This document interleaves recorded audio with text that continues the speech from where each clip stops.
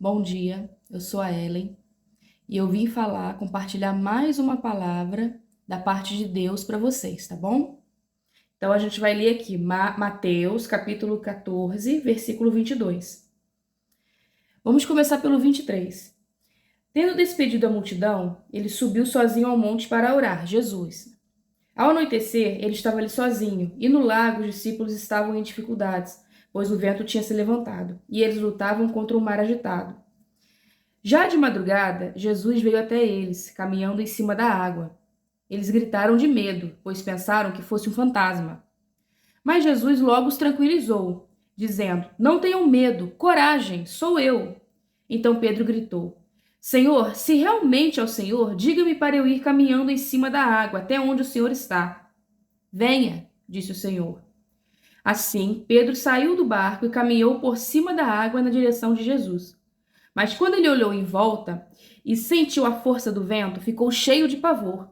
Começou a afundar e gritou: Salve-me, Senhor! No mesmo instante, Jesus estendeu-lhe a mão e o segurou. Ó homem de pequena fé, por que você duvidou? Disse Jesus.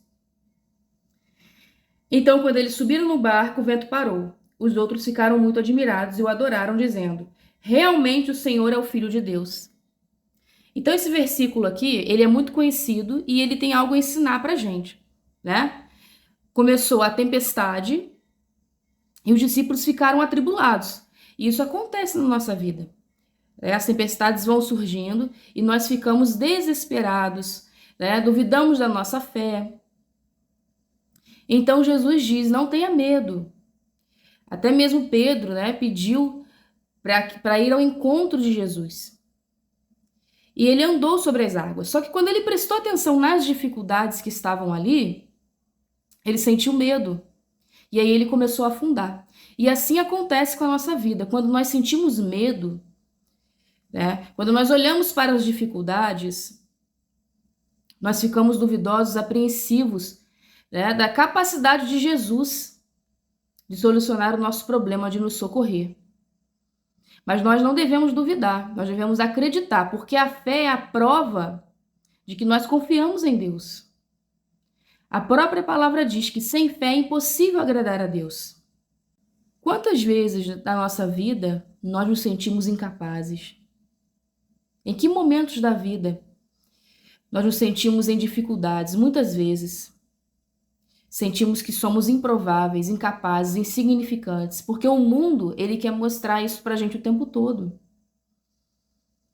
Mas Jesus diz, através do seu amor e da sua bondade. Lá em 1 Samuel 17:7 diz que o Senhor olha para o coração, ele não olha para a aparência. As outras pessoas olham para a aparência, mas Jesus olha para o nosso coração. Então não tenha medo, confie no Senhor. E fale para Ele, peça para Ele revelar qual é a vontade dEle para a sua vida. Peça para Ele te ajudar a solucionar o problema e Ele dirá a você o que você tem que fazer. Gideão era uma pessoa que se sentia incapaz, porque a família dele era pobre e ele era o mais pobre. Era o mais insignificante entre a família dele. Ele mesmo diz isso lá na Bíblia. Está lá em Juízes 6:12. Mas Deus fala, eu escolhi você. Vai nessa tua força. Ele se sentiu fraco, ele se sentiu incapaz. E Deus fala para ele, vai nessa tua força que eu ajudarei. Eu estou contigo, não tenha medo. Gideão era um improvável. Ele foi levantado para defender Israel, levantado por Deus para defender Israel dos medianitas, que era um povo inimigo que havia invadido Israel e atacado, levado todos os seus bens, tanto que os israelitas tinham que construir cavernas. A opressão era muito grande sobre o povo de Israel. Mas isso porque Israel também desobedeceu a Deus. Então eles clamaram ao Senhor e Deus levantou Gideão, um improvável, uma pessoa considerada impossível, um incapaz aos olhos humanos, mas aos olhos de Deus não, porque Deus olha para o coração. Ele não olha para a sua força física, ele olha para o tamanho da sua fé. Ele olha para a sua fé.